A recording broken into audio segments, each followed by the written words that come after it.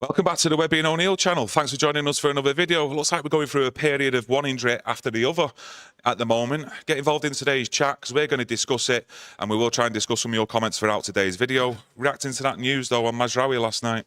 Yeah, more and more news has been coming out this week. I was very surprised what the diagnosis is. I thought he went off with a hamstring pull or something like that against Aston Villa. But it seems as though there's a heart condition, a mild heart condition, an inflammation, not fully up to date with being a doctor and what goes on in that world. But it's a condition, supposed to be a mild condition, but a very, very worrying situation going forward. Any heart condition surely is a worry, but for a professional footballer, talking about a couple of months out, but you just don't know with this situation. It can grow and grow. So fingers crossed for Mazraoui that he gets better and he gets over it and gets back to playing football as quickly as possible. But a very, very worrying thing for anybody. Yeah, of course. And like we say, we're not doctors. We can only go off what we've said there. A couple of reports have seen it could be up to a couple of months out, but let's hope it's not that long. And the most important thing, let's hope he comes back 100%. I think a few of us at the moment feel like we could do with a doctor the way the season started ourselves. But yeah, injury problems though at the fullback positions. You've got still Luke Shaw, Malacia. Some reports are saying that they're close to coming back. But do you believe them because you've got a smile on your face? I have got a smile on my face. Anything to do with Luke Shaw, I just don't believe. I said this will be a car crash when he got picked for going for the Euros, and that's exactly what it is with Malacia. I think any talk of Malacia coming back is premature. His diagnosis has always been long-term, but I just don't understand it, Kieran. Why didn't they just get somebody in? You knew Luke Shaw, with his injury record, it's going to happen. In and out, but he's just not even getting in. In an ideal world, if we had an unlimited budget, we had more cash to spend, I think that would have been a position they'd have gone in and looked at and brought somebody in. But you see with the Agati deal, the way that got dragged out because we didn't have the funds available to go out and just get him. The reason we only ended up purchasing him, by all accounts, is because we sold Scott McTominay and we got him off the book. So it was having to be one player in, one player out kind of thing. So I can understand it from that point of view. It's also frustrating as a Manchester United fan, but you know, you got to look at Luke Shaw as well. He should have took more responsibility and more care in the summer when he did actually finish at the Euros, and he obviously didn't. And you know, that's a big worry for me going forward into the season. I do believe, which I said to you a few weeks ago, I actually can think, well, when we come to May, I wouldn't be surprised if Malacia has played more games at left-back than Luke Shaw, because he's not played since February. You know, what's he going to be like when he steps out on that pitch and gets a run of games? Will his body be able to handle it? I'm not too sure with Luke Shaw. Yeah, you might be right with that Malacia statement at the end of come May, that he might have played more games, because I just see Luke Shaw as constantly breaking down. But the problem when you talk about like full-backs and that, now with Mazraoui out, where do we go here, Kieran? What's the option? What's Ten Hag going to do to change this now? Delo is a right back and he's been playing left back. So yeah, these injuries, right? I've just at this moment in the fullback position, to me, it's just chaos. Yeah, but if you look at it, you've still got Delo there, you've got De Ligt, Martinez, Johnny Evans. You know, great game against Aston Villa for me. And you're going to look at that left-back position, Shaw, Malacia, there or thereabouts. Lindelof, I think I just mentioned, if I didn't. No. You know, for me, I don't think it's too bad. I don't want really any excuses, really. I think I've had enough excuses last season about injuries, which I could take on board, because you look at some of the performances and the way he did have to shape his back line from week after week. There was no consistency there. So why expect consistent results? But there's enough players there that, for me at the moment, who can step into that back four, where really it shouldn't make too much of a difference for me. No, I think excuses now are over with. Yeah. The players what are there, you've just mentioned Lindelof. Lindelof came on, played right back the other day. So there's no excuses. These players know how to operate when they're not in the normal position, especially like Lindelof, centre-half, and has played right back. So there is options there for Erik Ten Hag. Yeah. But Erik Ten Hag, slowly but surely, is running out of excuses. And these players are running out of excuses. I look at Garnacho there now. That's a worry. Hopefully, He was withdrawn from international duty. You can't really have him on the sidelines for long periods. This kid is just coming through, and he needs a run of games. It's either on left wing or right wing. That's where he's getting in if Rashford plays. But I think hopefully he recovers. All the wording out there about Garnacho, they're hoping he gets back for the Brentford game. So it looks hopeful for him. Yeah, I'm actually glad he's withdrawn from the squad. Same with like Mainu not going for England, Ahmad as well. And you know how times have changed when you're looking at three young lads like that, and you get that feeling of how important they are to the team, even over the experienced players. With some of them who have been performing this season just way below standard. Well, I look at Mainu there. This is my preference, right? I've thought all season he needs to be rested for a couple of games and that, and he's not really had it. He's picked up this injury. He was withdrawn from the England squad. Not a bad thing when you look at what's going on in the England squad, to be honest with you. So he's escaped that harsh criticism. But to be honest, I think there's no rush back here with Mainu. I think a rest, getting back just to training, get that level of fitness up there and get the energy back in him, because I think that's desperately needed from Kobbie Mainoo. A nice little rest, but just training and getting himself ready. An option there at left back, a young lad who we all got to see over the summer in pre-season. And Rob did actually say, morning lads from Dublin, morning to you and everyone joining us, or afternoon or good evening, whatever time you're watching it. Do you think Amas gets a run now at left back, Delo at right back, or will he go with Lindelof? But Amas... Do you know the funny thing about Amas? I looked at him in the summer and I thought to myself, this kid's going to be brought into the squad. And then you thought to yourself, right, there we are, going down to the Charity Shield. Not even in the squad. Reports were that he was sent back to the hotel, and we've just not seen him in the squad. I thought he was a shoo-in for being in the squad and being brought in and introduced, but there's something wrong there. Why? I thought he would progress this season into the squad and sort of make a challenge. And if you look round at what's there at left back, this kid really should have got in there and been given a chance to perform. He might not have performed well, but he should have been given the chance. So something, I feel, this is my opinion, that there's something wrong here in the background. Maybe someone's evaluated it and thought, no, this kid needs to get back to work, get back to his age group and that, and work on it for another year before we introduce that. That might what's gone on. But from what my eyes say, and I'm going from what my eyes say, I thought he did a decent job in the summer. And I actually thought the summer is for showing kids able to come through. And this kid did it as far as I was concerned. I thought he had a belting chance. I mean, you can't get a better option, a better chance of getting it in this first team when two of the left backs are out for a year. Yeah. That's how it looks. And when you've got a right back playing in a left back position. So they either don't think he's good enough or there's something gone wrong behind the scenes. Friday morning, Friday afternoon, Friday evening, whatever time you're watching us, like I mentioned before. Getting straight into this one. Bruno Varela, O'Neill, which is 2 L's, mate, not one, need to take a side, or you back this manager or you don't. I don't want to listen about injury excuses for the bad performance of this team. Now, we're not taking sides. Is that what it's all about? Following Manchester United, backing your club, backing your team, making division within your supporter base of you're either Ten Hag in or you're Ten Hag out. I mean, what we try and do, young fella, is back our club. Okay, and we back it because we know everyone just hates Man United. So I back my manager while he's there. I back my players when they go on the pitch. I can be critical of them and all that, but I ain't here, and Kieran's not here, I don't think, to try and create division within the fan base. I wasn't brought up like that. I never brought Kieran up like that. We're all supposed to be one, but obviously with the growth of social media, that has made divisions. We're football fans. We're on here as football fans, and we're not here to create divisions. We can have criticism of the manager, players.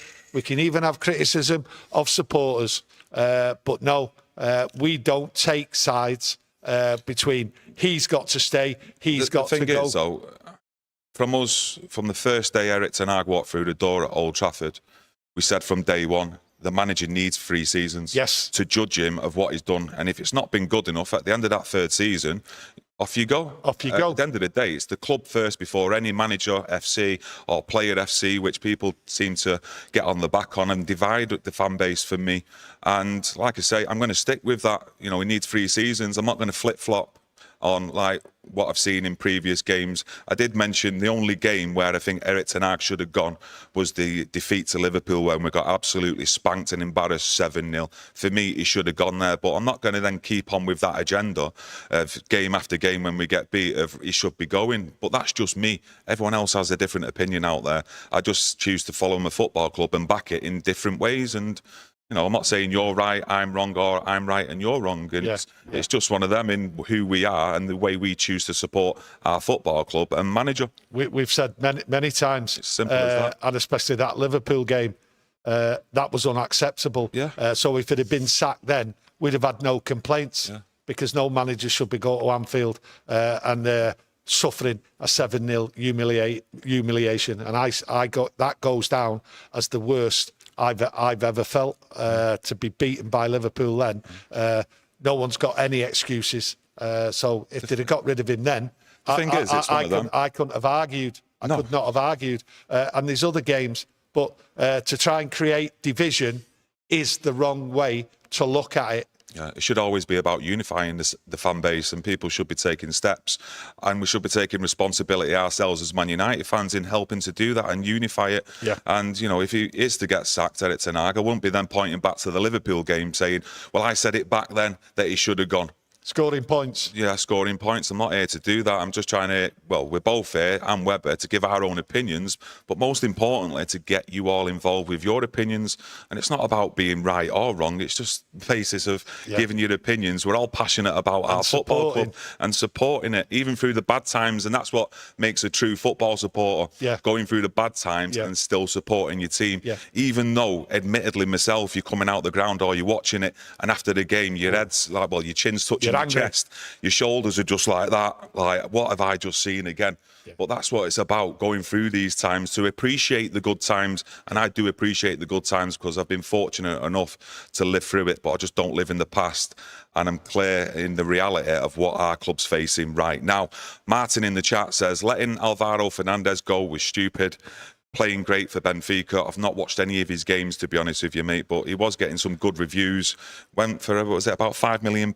Yeah. You know, it's not a lot. Not a lot of money. Not a lot. But then you look at Alvaro, left back. Someone made a decision. Off he goes. And there's been many decisions where players have gone now, and you think to yourself, there you go. The decision... It's very rare that you do actually see somebody let go. Where someone like says, oh, I think he's a good player and all that he actually becomes world class. But as a good player, should they have kept him? But should they have kept him? Malacia was brought in. Luke Shaw was there. Malacia was brought in, sorry to interrupt. And you've got to look at Harry Maguire, who we've just mentioned. Yes. They might have looked at that and thought, well, by keeping Fernandez, it might have stopped his pathway into the team when they've probably got higher expectations for Amas than they have Fernandez. So, you know, it could prove right, you know, come the end of the season or in a couple of years where Amas is then getting a run of games and we'll look back and think that's probably the right decision. It's just that we're going through a bit of a problem right now, which, let's face it, if the players want to play for Manchester United, they're on big money, they're wearing that shirt, go out and deal with it.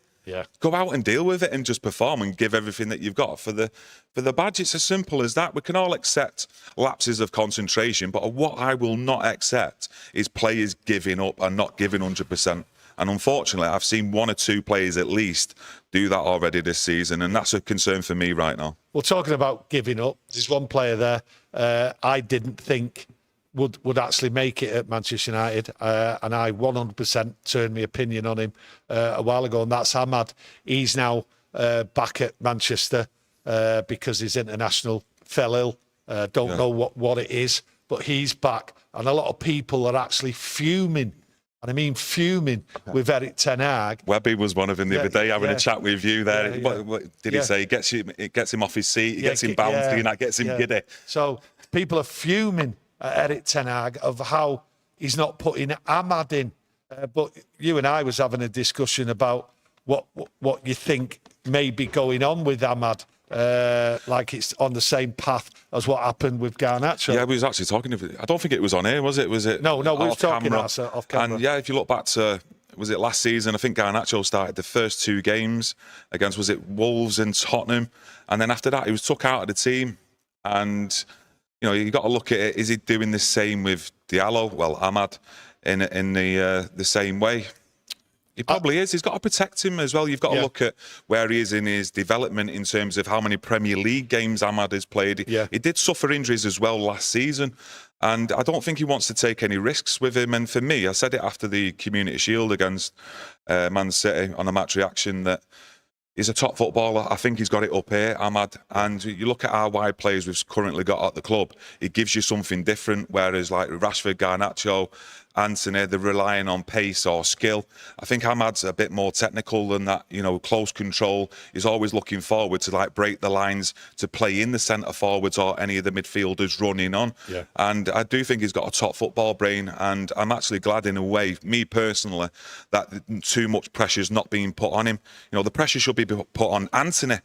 No, the price tag that he's coming, on him. You know, the pressure should be put on him before anyone like Ahmad to perform. But he's been left on the bench for the majority of the season, and rightly so in a way. But for me, Ahmad, I'd like to see a bit more care taken with him. And I think Erik Ten Hag up to now has done that. I think that's what it is. I mean, we get frustrated as fans. We know what we're like. Sometimes we just go off the head and that. But, that, you know, that's football fans here. But I think he's taking the right path with Ahmad. Since we had that conversation about how he's being treated and that, I think that is the route he's taking, slowly in and then brings him back out the same route as Garnacho. So I think what you'll see is more of Ahmad next year. This is his like time to sort of shine, get in the spotlight, and then really jump in there. So it gives him an opportunity, knowing what his route is. And I think Ahmad, with Erik Ten Hag and the coaching squad, have sort of like talked it through. I think they're all comfortable about it. You don't really see Ahmad throwing a bit of a fit or anything like that. So I think there's a clear path for Ahmad. So he's ill at the moment. Let's hope he gets over that and he gets a chance to get him playing against Brentford next week. But it breeds competition as well. You've got to look at that like that. Is he trying to do that here at United, challenging for places? You know, he's got to. He's a young lad. He wants in that first team. You know, he will be putting pressure on people. The thing is, for me, if he's starting Rashford on the left-hand side, for me, then Garnacho should be on the right-hand side. If Rashford isn't starting, and then for me, it should be Garnacho on the left, Ahmad on the right. But them 3 players will need rotation at times as well, whether it's through dip in form or just trying to look after him with injuries so that doesn't happen with him. Because, yeah, especially Garnacho and Ahmad, for me, the crucial players in them forward areas right now. Well, let's hope Ahmad returns. I watched the other day a little snippet of Lenny Euro on a treadmill. He's out for a while. People have been talking and they've jumped to the conclusion, oh, he's back. He's back. Yeah. You won't see him. Yeah. You won't see him till just before Christmas, I don't think. I think there's still a long road to go here. That injury there, I think it was the metatarsal. Yeah, people are thinking, oh, he's on the treadmill. He must be ready. He's nowhere near ready. I think people have jumped the gun too quickly here. But let's hope he gets back. We will need him. There's other players what are injured. And there's other players going to get injured. I actually think, to be honest with you, I think we're about 2 players away from it actually turning into a crisis, this injury list. Yeah, I do. I think 2 more players over the next week or 2. I'm crossing my fingers here for the next couple of international games, what people are out there playing, that they don't pick up any injuries. I do. I actually think 2 more injuries here. We could be in a sick... Imagine if Dalot gets injured. You know, I'm just saying, but I'm just saying... In certain positions, if there was a couple of injuries in certain positions, they do 2 players, 2 first teamers. 2 first teamers get injured. I think we're in so let's hope we get through that. But Lenny Euro, going back to him, I think end of November, December, possibly he could come back. I was thinking that myself, to be honest, and we've not even discussed that. And you've got to look, he's not really had a pre-season at all. You know, you're looking at Agati, who's come in, didn't get a game against Porto and Aston Villa, even though he was on the bench. No pre-season. He's had no pre-season. And, you know, from what Erik Ten Hag said, he's still not at the level to what he wants him to be playing at, integrating into the team in his style of play. And, all that. So I expect the same with Lenny Yoro, where you're not seeing him until like Christmas time, really. Well, another that treadmill as well. It looked like something out of NASA, didn't it? It's not looking like one of them out your local gym. I was baffled. All covering around it, the lot. Yeah, I know. Right, weird. Get on the street. That's what I say. Get jogging. Yeah, get jogging on the street. Now, mentioning Lenny Yoro, centre half, and that. Listen, I looked at Harry Maguire there going off against Aston Villa. The performance until he went off was excellent by him, fought and everything. Harry Maguire himself tells you his body isn't the same, and he has to take his time, change everything about what he's doing in life and everything else, because he knows he's going to break down. And then there you get him. I thought it looks a serious injury. He's a big man, Harry. Big man. And he is a fighter. You've got to give him that. Regardless of what people's opinions are of him, right? He gets stuck in there. Big, strong man. And to see him go off like that at Aston Villa, that to me, really serious injury there. And I think there've got to be big worries going forward about Harry Maguire. Squad player, everything, whatever you want to call him, first teamer, squad player, doesn't really matter at this moment, your opinion on him. That injury, for me, that looks long term. And we've had his worry at the start of the season about looking after himself, having to change his routine and all that.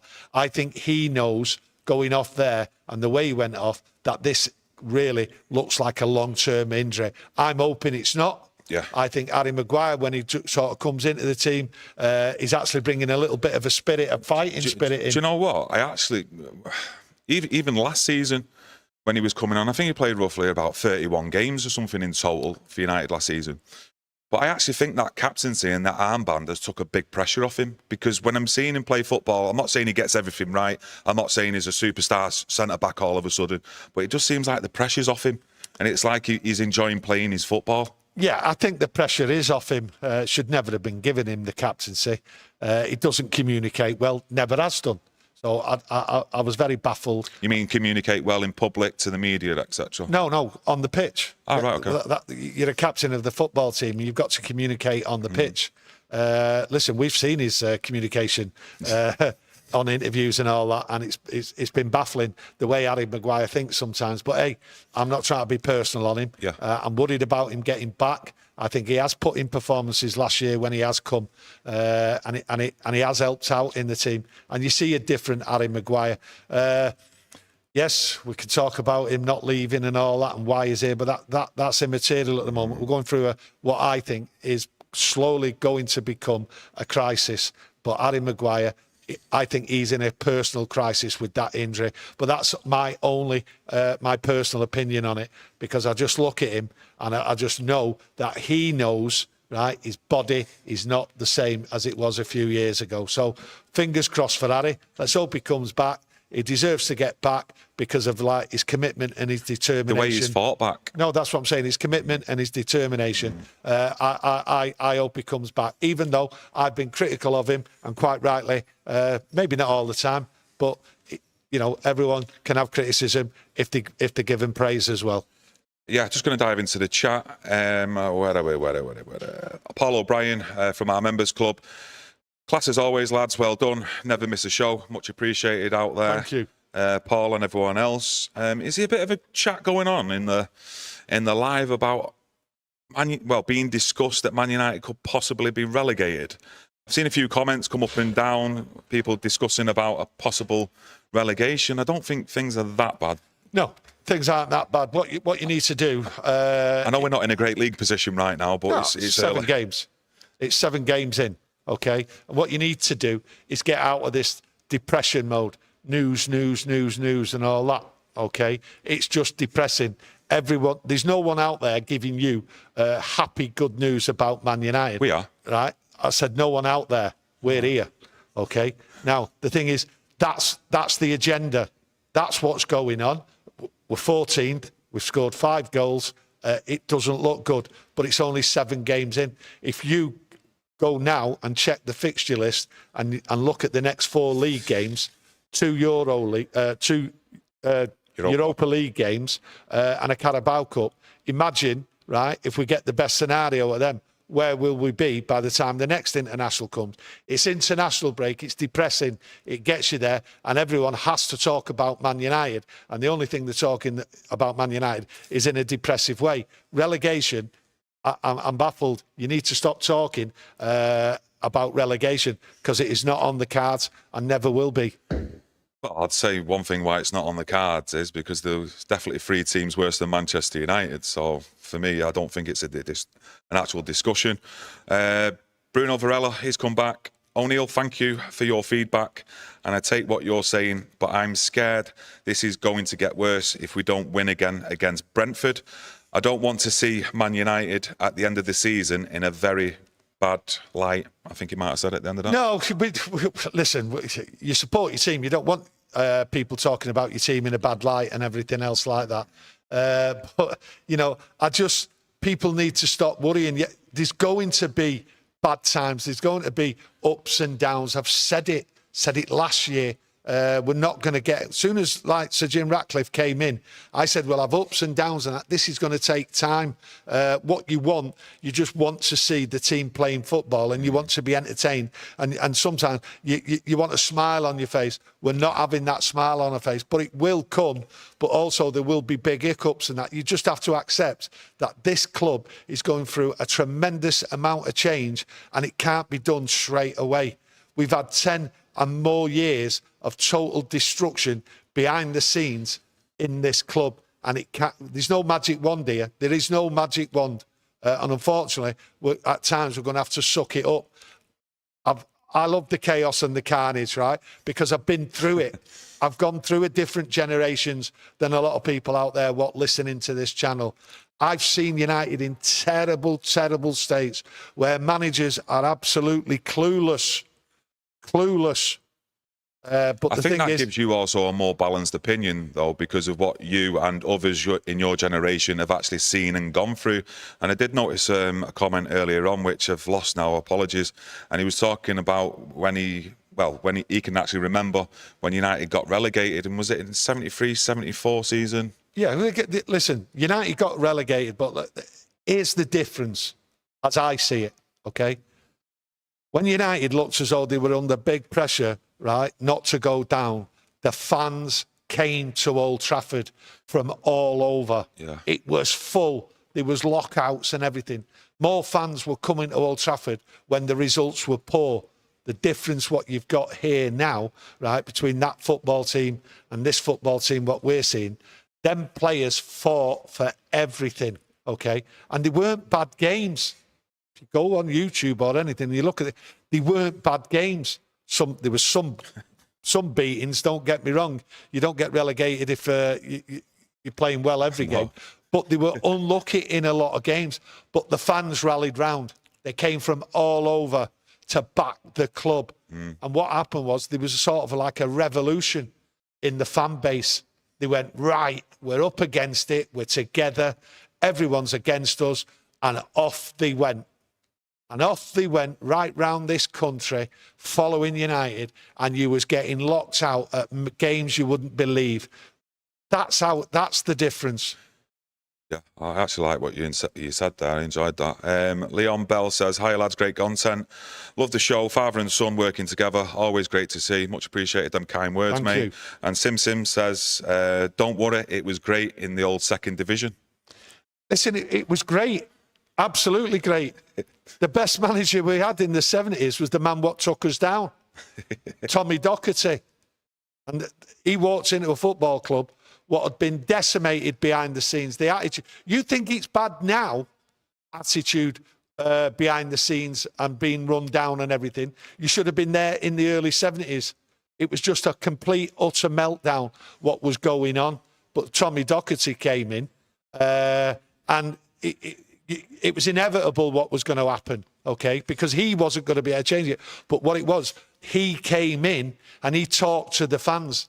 Used to stand on the streets. Used to stop the coach with the players coming down the road. Used to speak to the fans. He rallied the fans. He rallied the club. The club turned round in 18 months. 18 months.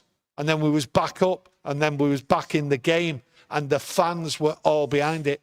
It was phenomenal what happened then. Can you imagine, though, the change of attitude, the feeling, though, if social media was actually around back then? It'd be a totally different story, though, wouldn't it? And you mentioned yesterday on our show that it's social media that's getting a grip and getting into the mind of some fans of constantly being depressed as well, and it's having an effect. Well, look, every 10 years, life changes. Doesn't matter what you do in life. Football changes. Yeah. Each decade, everything changes. And now we're in this world of like, where it's a pylon, social media. They're having it bang off, flagging Man United. It's just the way it is. Clearly, if we get better and we start challenging as time goes on, that narrative will go away. We're just the target on the dartboard at the moment. Social media, there was none. We all know that, and that's why everybody, no matter what, on a Saturday at the weekend, turn around and says, "I don't care where Man United are playing. I'm going." Ticket or no ticket, or even if you didn't have any money, you still went in my generation. You had to see Man United regardless. Yeah, told me a few stories. Sound fantastic. Would have loved to have been there in some of them. Old Fart says, I've been following United since 1970, and Ten Hag is the most clueless manager I've ever seen. And a couple of clown emojis at the end of that. Yeah, I've seen a few of your comments recently. You seem to be on a proper downer. For someone who's my generation, who claims to be my generation, I'm not sure where you're at in life at the moment. You know bad periods. You know it happens. And you, of being of my generation, should also understand clearly what's gone on in there. It's not all Erik Ten Hag's fault. As I've just said there, Tommy Docherty came in to absolute chaos, but it was clear he couldn't save United, right? But he was the saviour. He got us there in the end. Now, I'm not saying Erik Ten Hag is, but you need to get off this like bandwagon of just slagging Erik Ten Hag down, especially someone who's of an older generation. Yes, I get where you're coming from sometimes, but I think you should have a bit more patience and a bit more understanding of the dire straits, what's gone on inside that football club and how hard it is to turn it round for anybody. Yeah, Alan Grester says, let's face it though, United are a middle table side and are in a total mess right now. Yeah, I'm not disagreeing with that as I see it with my own eyes. Yeah, our eyes don't lead. We're a mid-table side. 7 games gone. You know, the football at times was poor last season, but I actually don't agree with that. We're a massive club. But no, I said with my eyes. Yeah, no, I get that, but with the players that we've got in that squad, how much money's been spent, I don't actually think we're a mid-table side. I really don't. No, that's looking at it from a different point of view. We're performing like one right now because the stats don't lie, and the position you're in the league, it don't lie. No, I'm looking at that team. We've had 7 games in the league, and we are where we are, and deservedly so. Yeah. Okay. Yes, we can talk about the squad, the cost, this, that, and the other. Right? No way should it be there. It's a disaster, a complete disaster. Nothing tells me we should be 14th based on when you look at all them players, what they cost and everything, okay? And the staff behind there and the changes what are going on, right? It's a disaster at the moment. We shouldn't be a mid-table side. We should be right up there, right, in the mix, as people said at the start of the season. Top 4. We have to get top 4. We should be getting top 4 with this team, and something's gone drastically wrong. But our eyes are telling us where we are. It's not an illusion, because what we see on the pitch isn't working at the moment, and turning it round, that's what's got to happen. Yeah, reality is we'll be definitely behind the likes of Man City, Liverpool, Arsenal, but we can't be falling behind the likes of Aston Villa and Spurs this season. We can't be finishing below them again. No, it has to change. Then that is a huge problem, and that could be taking extra amount of time in terms of years to correct, to just get above them 2 teams. No, I spoke last year. I said it's going to be a struggle to get in the top 4 over the next couple of years, because there's big changes got to be made inside this club. We are nowhere near, as a squad, working together, playing good football, as a team, as a squad. The mentality isn't right. It's going to take time. We're behind Villa. The table didn't lie last year. We was lucky to be 8th. We was lucky to get in the Europa League this year. We had a cup win. That was it. But we've been lucky right? And that is the truth. We was lucky to finish 8th because it was poor. And we are way behind, not just Manchester. Listen, we're 1,000 miles behind Manchester City as a club, as a team. Same with Liverpool, same with Arsenal. Villa are just going further and further away from Man United, which is making it harder, making everyone else's jobs harder. But it will take, I think, the next 2 years to get this team, this squad, playing and to be able to put us in a position for the next generation of the team being changed round. That's how I see it. Yeah, after his first comment, old fart, he's not come back, so he must have touched cloth and had to go to the toilet. Scott Farrell says, I remember 2 decades of Liverpool dominance. Winning an FA Cup back then was amazing. And you've got to think how long they went without winning the Premier League after the dominant era. It's called expectations now. Nobody's got any time. You can't wait 3 years, 4 years. It's not acceptable to fans now. And obviously, we touch on it. It's because of the news. It's 24-hour news. That's what it is. Even 12-hour news, everything's changing all the time. People are demanding news. People are pumping out news, fake news, you name it, the lot, everything. There's no holds barred here. People are just out there every day, every morning, dinner time, afternoon, coming out with things. It's madness. I just don't understand it, how 3-4 times a day people are talking about Man United and giving you news. Bonkers. But hey, that's the way of the world. Yeah, loads of people getting involved in the chat, to be honest with you. A few people mentioning about the old days when United did get relegated, and some of them saying it was the best time of their lives. Best time of your lives because you was young. Yeah. Young and free. Yeah. And every generation, when they're young and free, it's the best time of their lives. I mean, some of yous were just finding drink, beer, girls, all that. But football, it was a family. And that's why it was the best time of your lives. Everyone can look back. Yeah. Anything more to add? Or Mason Mount. Do you know what? Do you know if you're saying that? You know what really annoyed me, and I don't know if I'm just like being a little bit too overboard here. But when we got spanked by Tottenham, he then goes and posts on social media like, was it a scratch? Or just like a couple of stitches that he's had in his head, like thanking everyone for the well wishes. And I just looked at it and I thought, what is he doing? That's weak. What is going on in that changing room? Well, it's not just the changing room. It's you've just been spanked by Tottenham at home. Yeah, no. And you're going on social media all about you. You know, forget about the fans and the performance that they've just put in as a squad. And you're on there on social media. Oh, thank you, everyone. It was embarrassing. Embarrassing, but it just tells you the weakness of some people. And what's going on in there. Listen, Mason Mount, it's frustrating. And I've gone in, not on Mason Mount. I think United really should have had more due diligence with what his injury record was and everything. I think United backroom staff have completely failed on this Mason Mount deal. It's not his fault. He's a footballer. He got transferred. It's nothing to do with him. But at the end of the day, Mason Mount, it is frustrating. The fans' opinions on him are mixed, and it's all because we've not seen him play. We've not seen him play, so people are slagging him down about his football ability and everything, and we've not had anything from Mason Mount. But I think this is going to end in tears. I think there's going to be repercussions about how this deal went through, and I have said it, and I will keep repeating it. I think Mason Mount has got a lifetime of injuries coming up if he carries on playing football.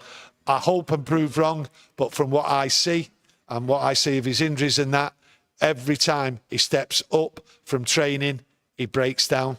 Yeah, I do agree, and I've got to admit, when United did sign Mason Mount, I actually thought it could be a good signing for United if they could get him in the team and a run of consistent performances, but we can't see that.